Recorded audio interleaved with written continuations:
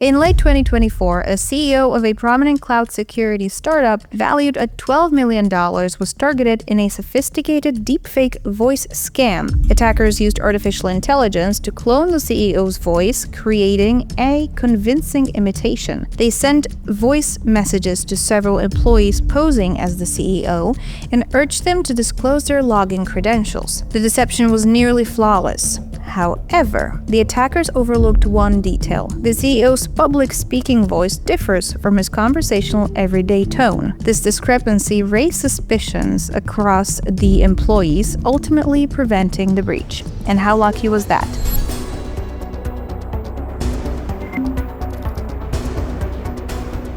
To talk more about social engineering today, welcome back to Unlocked 403, your favorite cybersecurity podcast. I'm Bex, your host, and today with me I have a senior software engineer from ESET, Alenka. Welcome. What? Can I call you Alenka or? Yeah, that's perfectly fine. Prefer? Or you can do Ali. Ali. Okay, let's do that. It works best in English. Okay, cool. Let's do that. How long have you been an engineer, and what brought you to cybersecurity? Well, specifically in ESET, I've been for 5 years now, almost. Okay. But I have been a coder ever since I was like a teen. I started in a different company and so on. I studied this, so cool. Yeah. And why cybersecurity in specific? So I grew up around someone who is very into cybersecurity. Okay.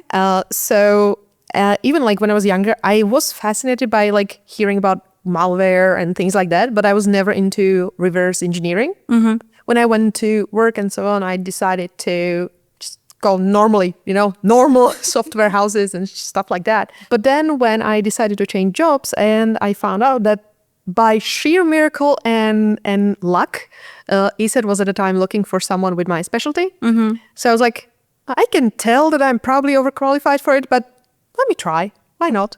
So I did. I got in. And then I got much more into it when I started to do volunteering. Mm-hmm. And what kind of volunteering do you do? I do teaching of future teachers, or current teachers, children, etc., in terms of how to be safe online. So that kind of got me into majority of the topics. Mm-hmm. Of course, I am not a researcher or something like that. Never will be. Never want to be. Frankly, I would be more tempted to be a pen tester. Oh, that's cool. Although I think it takes a very specific set of skills to do that. I have a special set of skills. It's from the movie. Okay. Which movie? Liam Neeson, the one where the one Taken. Is gonna Yeah. It's like I have a very particular set of skills. Anyways, with a special set of skills. You mentioned that you do volunteering and that got you into multiple different topics, but one of them, and that's what we're going to focus on today, is social engineering. And you previously mentioned that you're fairly interested in that. Why? Well, social engineering for me is interesting from the point of view that it targets psychology. Mm-hmm. And I have been always interested in psychology and how people behave in certain situations, how they act, how they make choices, mm-hmm. right? And that's the bread and butter of social engineering. They want to know what you will do and force you to do what they want. So it's manipulation at its core. Whether it is, our compassion, our loneliness, our need to connect with people, our ego, frankly. All these things can be misused in social engineering. Major part of what you can do with social engineering is that you can gather information and get extra information that you otherwise wouldn't get. Mm-hmm. So that in itself provides a very good base for other attacks, even the technical ones. Mm-hmm. Because if I know that you are the type of person who would use a specific software, for instance, I might want to use that against you. Mm-hmm. If I know that you seem to be a type of person who doesn't really do messenger or like chat applications, but you do email a lot, then maybe emailing you something would work better, mm-hmm. right? And of course, there's the aspect that people are doing what they want to do. We can tell them what they should be doing and they might not. What do you mean exactly? Like in terms of prevention or? Yes. Mm-hmm. So with social engineering, no one can fix it for you. We can educate you, we can give you tools that might help you, but in the end, if you decide to click on something, you clicked on it. It's not your fault in the sense of oh, you wanted this. No, but we cannot prevent you from doing your behavior. No one can. Yes, but having a good security solution. Of course, there are things in which technology can help you. Yes, but there is the aspect of they can correct your behavior. Exactly. Like if you do not want to do the preventive measures and things like that, no one can force you to.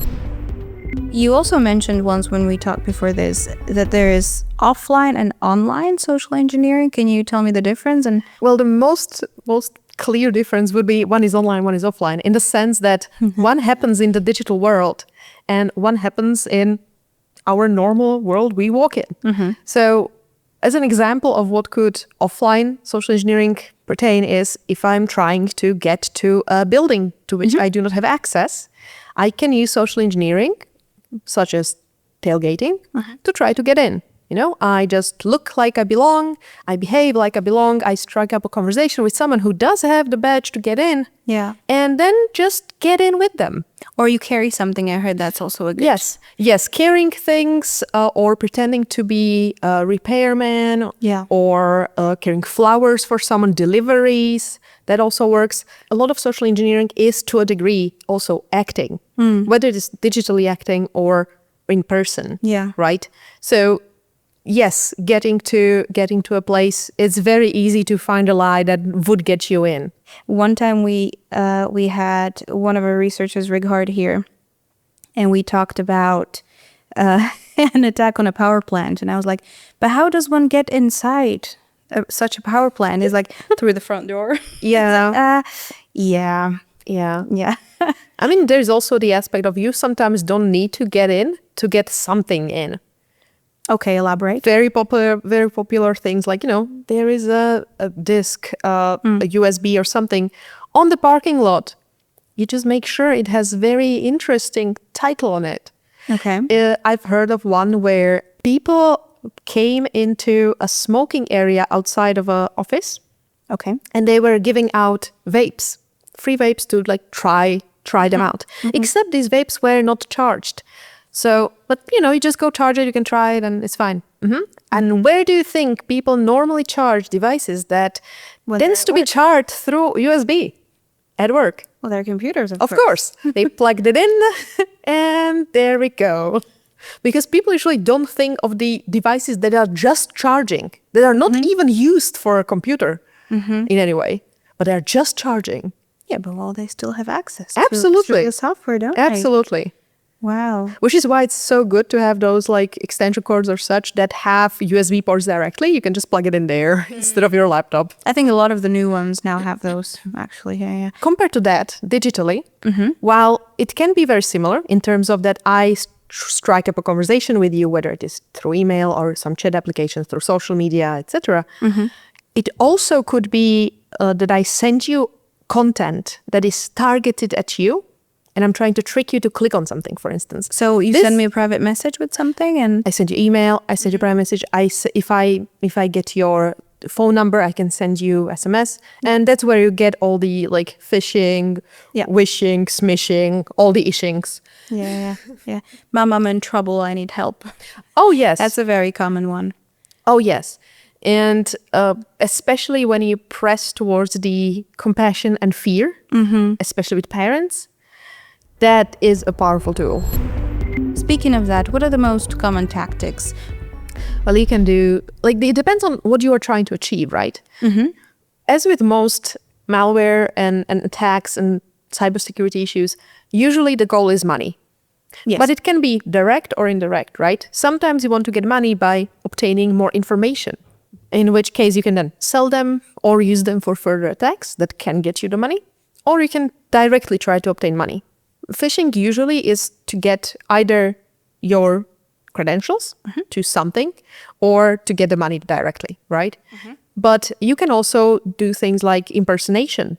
And you're trying to use information I got about parents. Yeah, for instance, but also I can basically, if I'm trying to get to a company, if I do social engineering on one of their employees first, I can then use that information that I got and anything I managed to get from that to then seem much more believable in my actual attack at the company, right? So you would use those details and your email or whatever it is. Yes, exactly. And make it sound very, very believable that way, right? Even if it contains things that normally I wouldn't have access to in public, right?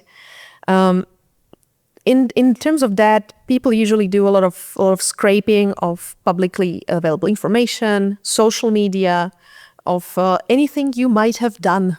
Because as we all know, the internet is forever. Whatever you did when you were 5, who knows, maybe it's there. If your parents were very active. Boy, yeah. That's why I always tell parents, please stop. And this is one of the reasons. Yeah. But there is also the aspects that kind of prey on other information. So instead of trying to scrape as much about you as they can, they instead try to contact you and get the information that way. Whether it is trying to befriend you or trying to romance you. Can we talk about romance scams for a second? Absolutely. I wouldn't say that it was as popular as it is now. I feel like part of it might be also the effect of pandemic, because a lot of people experience a lot of loneliness. True. And a lot of separation. So a lot of the getting to know people moved online. And that usually meant that a lot of people were not as skilled with doing so safely online. So romance scams in general work on the principle that I pretend to be someone who is interested in you, and I pretend to be someone who you would like. So oftentimes the people who do romance scams go for some of the very popular tropes, let's say. I am a soldier who needs to get home, but I need some money because I am going prematurely and there is issues with getting the money fast enough through the military. Right. Or my favorite one, I am an astronaut.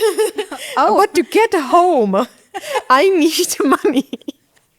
Actually? Yes, that was And that actually worked on someone? I believe so, yes.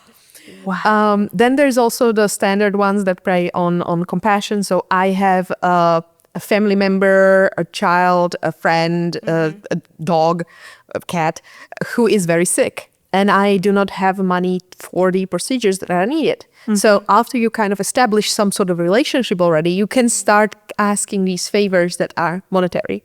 Yeah. And you start getting money. So you're preying on vulnerability and loneliness. Yeah. Which is rather devious and just evil. There's another one that involves this sort of vulnerability of people, like the deep vulnerability, and that is sextortion. Yes. Can you tell It's a us vulnerability, and it's also the fact that still in many places, talking openly about pornography, about sex, is sort of a taboo. Yeah. Right? And that feeds into this scam. Sextortion in itself is usually mostly, the term is mostly used in context of emails that you get. One could say spam that you get, and that claims that they have gotten access to your computer and to your webcam, and they have created videos of you while you were watching pornographic content. And of course, while also having access to the content.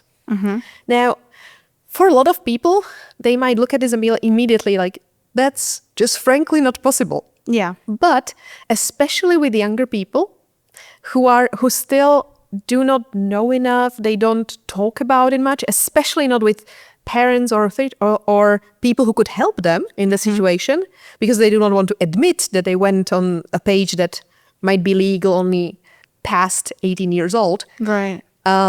So those tend to more believe the fact that, oh no, someone got into my thing, and oh no, they will send it to all my friends and my teachers and my parents, I will be in trouble.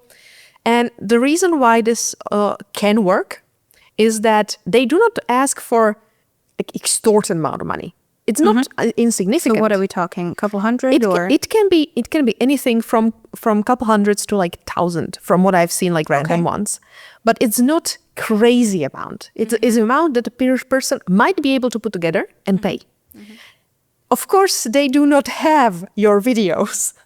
They do not have anything. Recently, I personally got one that was claiming that they put Pegasus on my computer. Ooh. You know, the thing that's for mobile devices. Yeah. But it's on my computer. Oh, nice. Yay.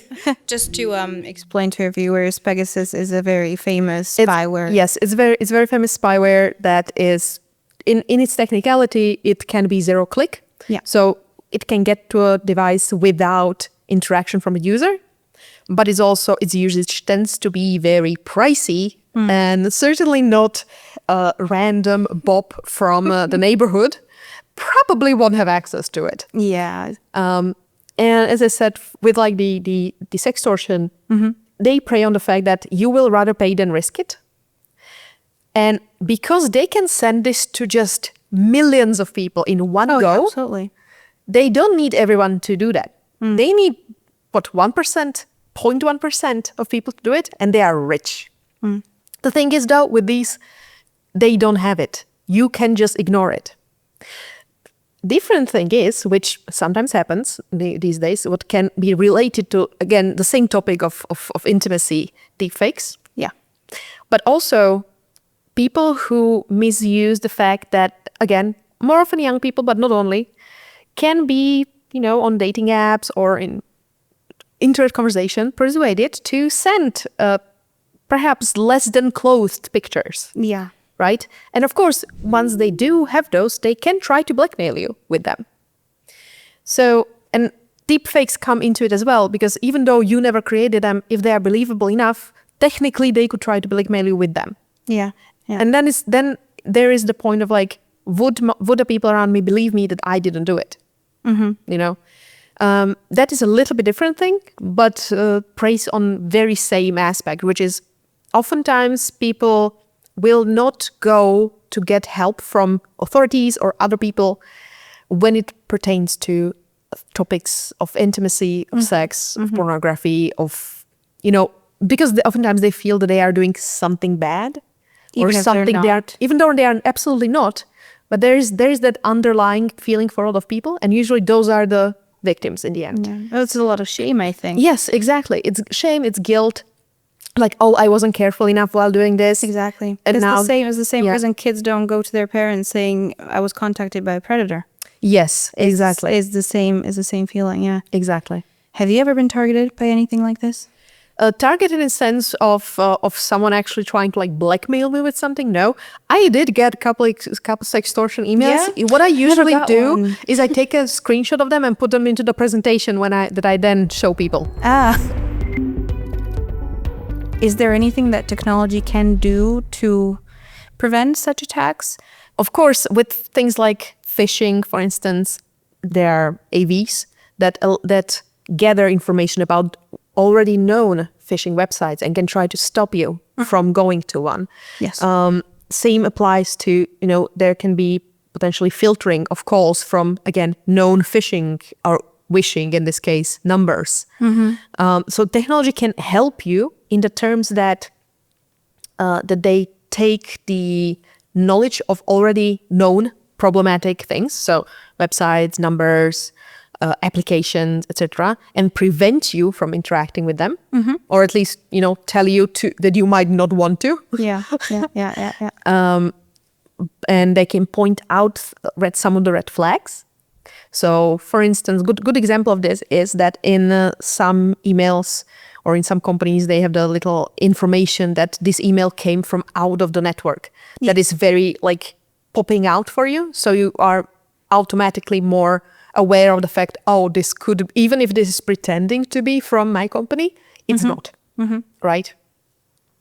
So there are things. Unless they're your own pen testers. I mean, they try to trick you. I mean, that's fine, because your behavior for pen testers should be the same as for attackers. But in the end, you are the one doing the final decision with whom or what you interact. Yeah. If you, even against all best advice, decide I really want to go to this particular site and put my username and password into it, we can't stop you. Lovely. I would love to, but we can't. What exactly are the techniques to get to know a person without them knowing? Well, there is quite few of things you can do. Googling, going to social media, especially if they are public, going to social media of their close ones. Then also, for instance, information about ownership of buildings or apartments. Like a is cadastre. is very helpful. And a lot of that is public information as well. Yes. Same goes with any sort of information about owners of companies or, of having any sort of own business. Usually these informations are to a degree as well public as well. Yeah, true. Well, it's funny you asked that though. Why? Maybe, just maybe, I took the little liberty of looking you up. Oh, Jesus. So first I will put out a little disclaimer, right? So before working in this company, we have never met, right? No. And Actually, before this filming, we only had a short call and I think maybe one interaction before that. yes. And can you confirm that you didn't share with me any sort of personal information during those? No. I'm getting nervous. Jesus Christ. What did you... So there is no way that, for instance, I could have gone to same university as you You could have. or shared the same class with you at some point. Possibly not, because you said that you studied something. Science, yes. Yeah. So no. So it's rather interesting that I have this little note here from you. Oh. From 2020 that says that you owe me hot chocolate. And there's your signature and all.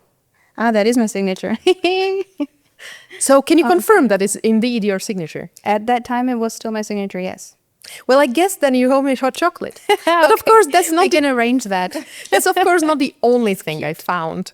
But I've decided that that's the extent I will go to misuse the information I found. Thank you. Here we go. Okay. There is some information that I did, and while you read, I will tell the audience what limitations I put on myself while doing so. First of all, doing this is not my day job in any shape or form. Sure? Yes. It looks like it is.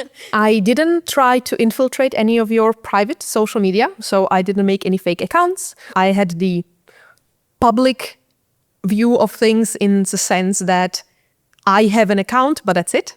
I didn't try to message any of your friends, your close ones. I messaged no one to get additional information. So all this was gathered from 2 social media accounts. Two social media Platforms. Platforms, yes. Okay. So like this is definitely not on my Yeah. Then media. Google, Okay. just Googling a lot. Yeah. And Kataster. Oh, yeah, of course. Information about locations and who owns what. I can tell you a lot of this information is correct, but I do see some that is not. Ooh. You got quite a lot of information on my on my husband. Yes. And Including his hobbies. his hobbies are spot on, actually. I know. Actually. Yeah. This is funny. Oh, you got my cousins. Yes. You didn't get all of them, though. As I said prior to this, I decided to just not go over 1A4. Yeah. Okay. So at some point I was like, I feel like to demonstrate the point, it's enough if I do It is, some yeah. cousins on one side and some on the other. Yeah. But then I was like, I know there are more cousins. I just don't want to spend more time on this. I am curious because there is one section. So I used to, one of my previous things that I did before cybersecurity and ESET and this whole communications thing is I used to be a translator. Yes. And I see that you found the books that I've translated. Yes. How would one misuse that? So let's say that I want to use it to establish contact with you and perhaps get your phone number or your email address. That is not a company one, of course. Because then if I have your email address or phone number, I can use that to search for more information, even without directly using it, right? Yes. So let's say that I would pretend to be a high school student who is planning to go into translation, who is, perhaps on a high school that is focused on languages. I would write the publisher or the publisher of the translation, rather. And I would say that I decided to use this book because it's one of my favorite ones. Of course, I would read it before. To use it as my... Please don't. as my that bad. Yeah. I would No, use it it as is not my project, my end of the school project to analyze the translation. But for that, I could really use consultation with the original translator. Would it be possible to maybe get some phone that I can catch her on, or email, please? Then we can go to, did any of your passwords leak? Did anything tie to your phone number that I didn't find before? Once I have even more information, then I can very easily actually contact you. I can try to agree on a meeting with you, which means get you to a specific location if I need to. Then I can, as a thank you, I can give you a nice little thing that goes into a USB port. And so on and so forth. So there's, of course, I can also, given the other information I know, I could use your email address to send you a very well-aimed invite or anything else you might want to click on. Or, a charity thing for a cause you might be interested in, and you might want to give me money. Okay. I have a question. You have the start of a relationship between me and my partner, my husband. It says based on speculation. Yes. Of interaction. Yes. Can you elaborate? Out of curiosity, is it correct? Yes, it is. It is within that time frame. Okay. Yes. So this one, because again, not only you have not that much information online, but also a lot of people around you don't have that much information. That's also good. Online. That's very good. Yes, but of course, if one were to look at your husband's Instagram and kind of go back and look at the pictures, Which is between us. It's Jesus. Okay, but continue. yeah, so I went backwards on his pictures and I checked which ones you liked and like hearted. And because there was absolutely no interaction from you with his pictures before a certain point, and there was interaction on, I think, every picture from that point on, Yeah. that kind of tracked. Okay. This is interesting. Where does one find the date of birth of one's parents? I found a lot of people from your family very fast. There is a lot of them. Not all of them might be my family. It's a pretty common I know. surname that. But let's just say, because they all kind of friend each other and all they that, do. there is a lot of there, right? Yeah. So originally, because I first thing I found was that the fact that you have a brother. I do. Yes. I knew that from one of the hobby things. My hobby? Yes, because you mentioned it in a certain article, that a conversation that you had with someone else. Article? When you were around 15-year-old. What? I will tell you after. Okay, please do. Yes. What? You mentioned that you have a brother there. Hold on. What kind of conversation? Tell me. We'll beep it out. Okay, fine. In your as one of the Quite a long time Interact. ago. Quite Yep. a long time ago. Is That's there- still up? there's That's also- still online? Yep. Anyways, I found out that you have a brother, and originally I actually thought one of your cousins is your brother. Okay. At the same time, I went kind of backwards from who I thought is your brother, but I got to address for his parents, but that was different. I was like, okay. And then I looked up the address of who lives there, looked for correct surname, and I found your parents. So I was like, okay, so these are that parents, these are these. And in the meantime, I already had these like groups of cousins. I was like, okay, these are siblings for sure. These are siblings for sure. Yeah. These might be, these are cousins with these, but not with these. Cool. So I built the whole family tree. Yeah. Wow. Date and place of birth is not correct. Ooh. Date is correct. Yeah, the place was speculation. Yeah, maiden name you got correct. Also the nickname that I used to use when I was younger. Okay. Marital status, yes. Religion, yes. Interests, some of them are still accurate and some not anymore. High school, one of the other possibilities is correct. University, yeah, preceded by a bachelor's. So master's and bachelor's from the same university. Yeah. The books translated, yes, both of them correct. Family, yes. Wedding place is interesting. How does one get that? So I found a picture from your wedding. The city or village was tagged. The exact location not. But then I Googled possible locations for that, given that I figured out it's church. And from there, I compared pictures, like the background. Yeah. Most of the information, you have a husband and relatives thing here. Most of the info on my husband is correct. Occupation, interests, it's all in there. And then the relatives part is, for me, quite... yeah, that's the scary part for me. Because, you know, when it comes to one's own protection, I mean, you kind of take that into your own hands. But then, who writes what about you and who posts what about you and vice versa, that's scary. And the thing is, they don't even have to tag you in any way. No. But to be fair, I had to scroll through a lot of posts from your mother. Oh, I'm sorry. I mean, I went through also other of your relatives, so, you know. And also your husband's relatives. I went through so many profiles. Oh, boy. To history. What was the most shocking thing that you found? Oh, and we can beep it out. It's fine. Well, I mean, I was shocked by the thing. Not in a bad way. Just 11 years ago, just by the way. 11 years ago. Yeah, that was just like, okay. That wasn't expected, was it? Yeah. Also, the other language you studied.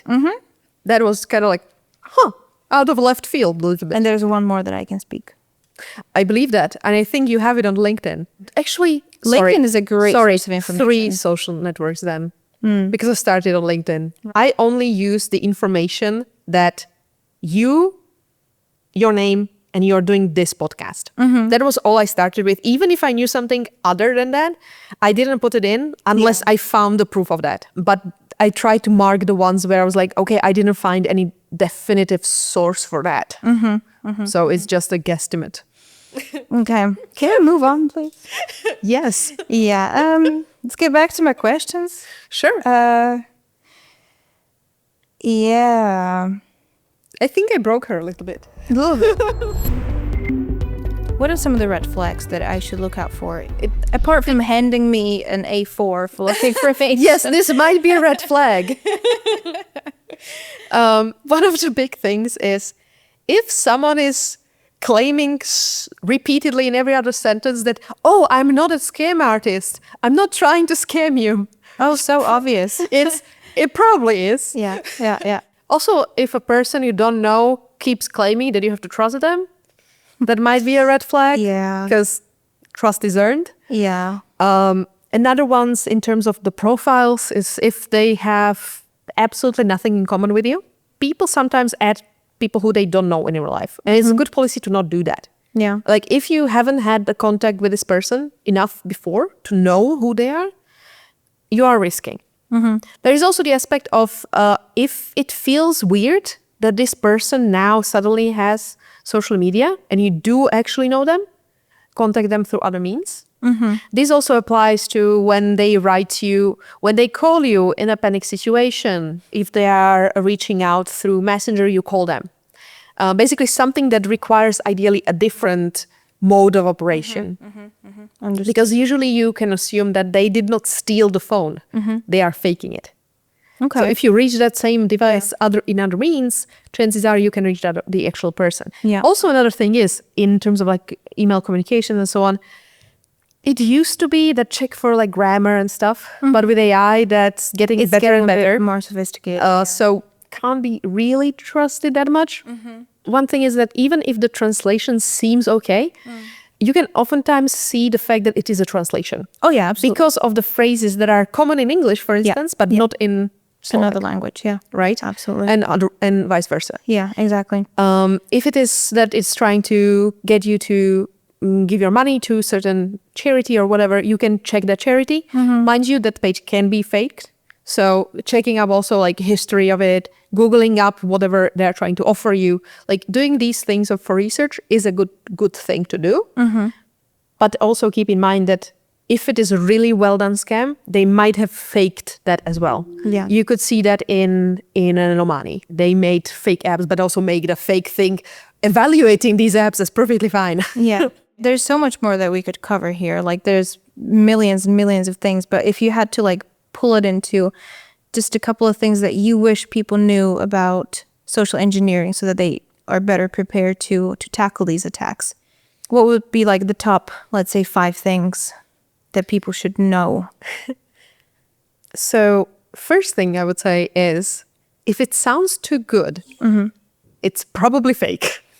Whether it is e-shops or offers or the person who is writing you on LinkedIn that they have this absolutely perfect job offer, Yeah. you know. When it comes to people, if you can, double check. So contact them other ways. Don't really trust strangers. Assume In general? like in general. Yeah. Don't we teach that to kids? I mean, yes, don't trust strangers, but also in the sense that assume that there might be a scam by default, and only if proven otherwise, assume there is not. Then I would say, in terms of emails and things like that, if someone is telling you that they have access to your computer, it's usually safe to assume they don't. Because if they did, why wouldn't they instead do ransomware or something else that they can get money from immediately, or just get your credentials? They wouldn't go blackmailing you into giving them 200. Yeah. Yeah. That doesn't make much sense. The last one is, do not feel like you have to be in it alone. It's not a shame to be scammed. Like, it's bad no, people doing it. Exactly. It's not your fault in the sense that you should be ashamed of it. No. It can happen. It can happen to the best of us. Clearly. It absolutely can. Yeah. And the best thing is to try to be open with it and try to get help of people who might know what to do. And also like keep at least some AV bleeds. Have a good security solution is a good way to stay safe. As I said, there's so much more we could talk about, but unfortunately I'm going to have to cut it off right here. Thank you so much for being here. Thank you for talking to me, and thank you for educating us and for almost scamming me and hopefully not scamming me in the future. I will get you that hot chocolate, I promise. Thank you again for being here. Thank you for talking to me. And yeah, see you next time. Well, until we talk again. Until we talk again. Thank you. And to everyone, I thank you for watching or listening, depending on which platform you have interacted with us. We'll see you next time, and stay safe.